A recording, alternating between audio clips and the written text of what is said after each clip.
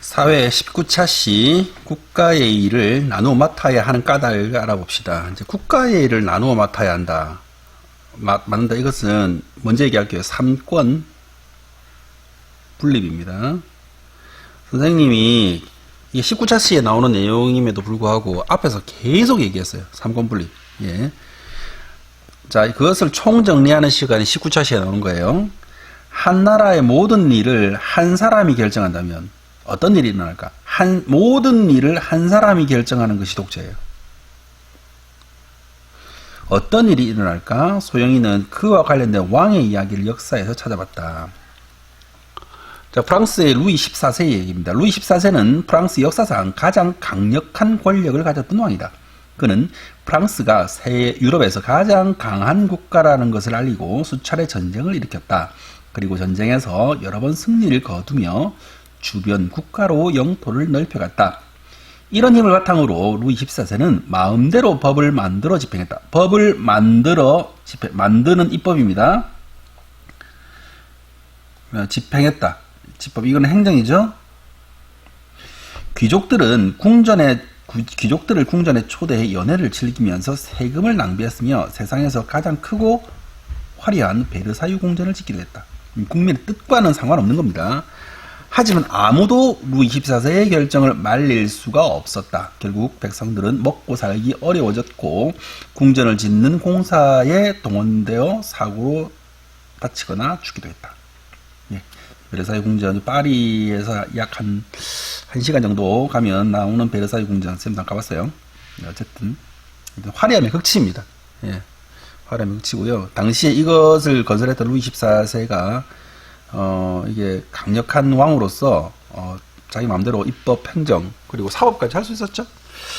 형식적이 있긴 했지만, 예, 어쨌든 66쪽 보도록 하겠습니다. 이건 매우 중요한 거니까 잘 살펴봅시다. 한 사람이나 기관이 국가의 중요한 일을 결정하는 권한을 모두 다 가진다면 그 권한을 마음대로 사용하거나 잘못된 결정을 할 수 있다. 그러면 국민의 자유와 권리가 보장되지 못한다. 이게 가장 중요합니다. 국민의 권리와 자유와 권리가 보장되지 못한다. 이게 독재의 단점입니다. 단점. 단점이라기보다는 독재의 나쁜 점이죠. 나쁜 점입니다. 예. 자, 그래서 민주주의 국가에서는 권력을 이렇게 나누어 두고 있는데요. 어떻게 나누느냐? 법을 만드는 것, 입법. 법을 집행하는 행정, 집행이죠.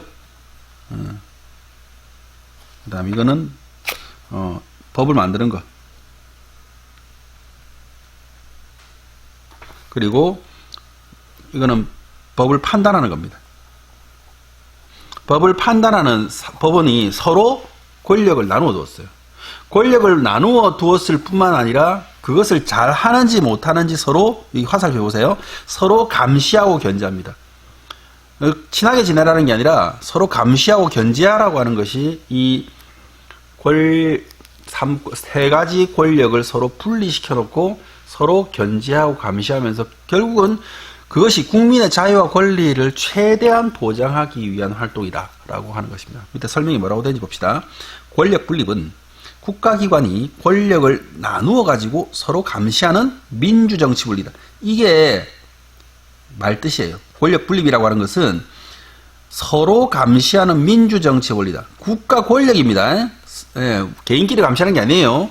국가 권력을 가진 기관이 서로 감시하는 민주정치 원리다. 우리나라에는 국가 권력을 국회, 우리나라에서입니다. 국회, 정부, 법원이 나누어 맞는데 이것을 삼권 분립이라 한다.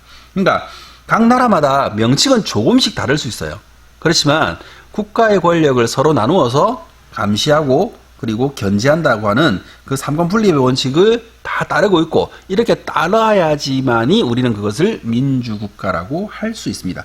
이는 한 기관이 국가의 중요한 일을 마음대로 처리할 수 없도록 서로 견제하고 균형을 이루게 해서 싸우자는 게 아니에요. 균형을 이루게 해서 국민의 자유와 권리를 지키려고 하는 것이다 라는 것을 알 수가 있습니다. 자, 그렇다면 67쪽에 이런 삼권 분립의 사례를 찾아봅시다. 국가기관이 권력을 나누어 가지고 서로 견제하는 사례를 찾아봅시다. 대법관 후보자. 대법관 어디 소속이에요? 대법관 네, 이 법원의 소속입니다. 대법관은 대법원에서 마지막 3심 판결을 하는 법관을 말하는 거예요. 그러니까 대법원에서 판결이 나면 좀채 뒤집을 수 없습니다. 후보 3명 임명 동의안, 국회 임명에 대한 동의안. 그럼 이 사람을 임명하겠다 이 말이에요. 대법원 후보자가 이 3명이 있는데 이 3명이 적절한지 안 하는지를 어디에다가 제출하느냐? 입법부인 국회에 제출합니다. 그러니까 국회가 법원을 견제할 수 있는 거예요. 국회가 법원을 이렇게 요거 견제합니다. 요게 임명 동의안 제출한 겁니다. 대통령은 대법관 후보자 3명을 선정하였고, 보세요. 근데 누굴 선정한다고요? 대통령이 대법관 후보자 3명. 그러니까 대통령이 법원을 견제하는 거예요.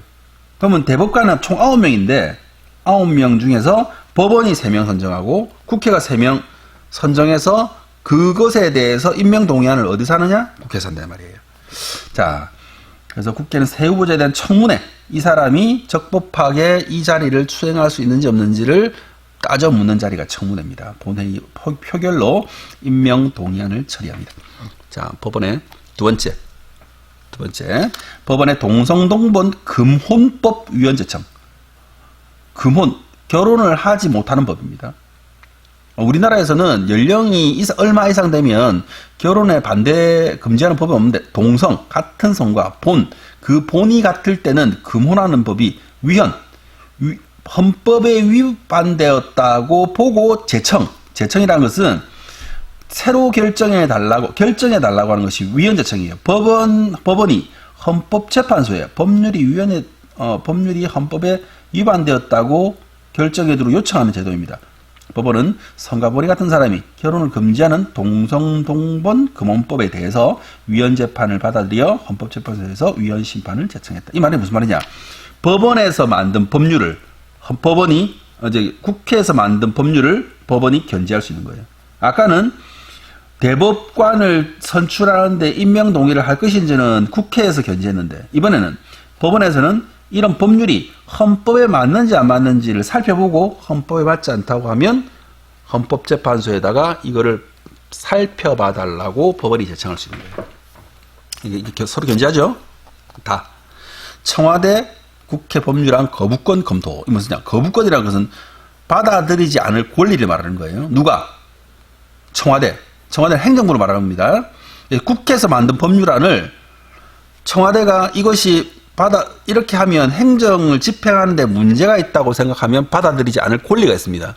그러면 한번 받아들이지 않으면은 다시 보완해서 국회는 그것을 상정하고 그리고 법을 만들어야 되는데, 이때 두 번째 만들 때는 첫 번째보다는 훨씬 더 엄격한 기준에서 만들어야 됩니다. 그러면은 그렇게 새로 만들어지면 두 번째는 정부가 거부할 수 없어요. 대통령은 국무회의에서 국회에서 입법한 땡땡땡 법안에 대해서 거부권을 행사하는 방안을 검토하기로 했다. 이거는 검토한다는 말은 한다는 말이 아니에요. 이걸 한번 논의를 해본다는 뜻입니다. 헌법 53조 3은 대통령이 법률안에 이의가 있을 때, 법률안이 잘못되었다. 이거 국회가 결정했지만 국회가 만든 법률이 뭔가 잘못되었다고 생각할 때는 국회 재의를 한 번 더 결정해달라고 요구할 수 있는 거부권 규정이 있습니다. 그러니까 완전히 막는 건 아니에요. 한 번 더 이거 한번 신중히 한번 해보세요 하고 국회에서 신중히 봤는데도 불구하고 이 법은 꼭 필요하다고 결정이 되면 그때는 대통령이 거부권 행사할 수 없습니다. 근데 이거 뭐냐? 정부가 국회를 견제하는 권리입니다. 견제. 자, 그러면 봅시다. 국회 국정감사 시작. 국회는 정부 각 부처를 대상으로 20일간의 국정감사에 들어갔다. 국정감사는 정부가 나라 살림을 제대로 하고 있는지를 국민을 대신해서 국회가 살펴보는 활동이다. 이게 무슨 말입니까? 국회가 지금 행정부가 여러 가지 일을 하고 있는데 그것이 과연 국민을 위한 것인지 아니면 행정부 자신을 위한 것인지를 살펴보고, 행정부 자신을 위한 것이라면 그거에 대해서 잘못된 것을 시정하도록 하는 것이 바로 국정감사입니다. 이것은 누가 누구를 견제하는 겁니까? 그렇죠? 국회가 행정부를 견제하는 활동입니다. 그래서 국회가 정부를 견제하는 활동이 어느 거였어요? 국회가 정부를 견제하는 활동은 라이죠. 그럼 정부가 국회를 검토한 것은 거부권이죠. 다입니다. 법원이 국회를 견제하는 것은 나고요. 정부나 국회가 법원을 견제하는 것은 가가 되겠죠. 자, 그래서 삼권 분립에 대해서 이제 마지막으로 정리를 했습니다. 삼권 분립을 하는 이유는 아까도 계속 얘기하지만 국가의 권력을 세 가지로 나누어서 서로 견제하고 견제를 통해서 균형을 만들고 그것을 통해서 국민의 자유와 권리를 보장하기 위해서다. 이것으로서 이번 19차 시 국가의 권력을 나누어 맡아는 까닭 삼권 분립에 대해서 알아봤습니다. 네, 수고하셨습니다.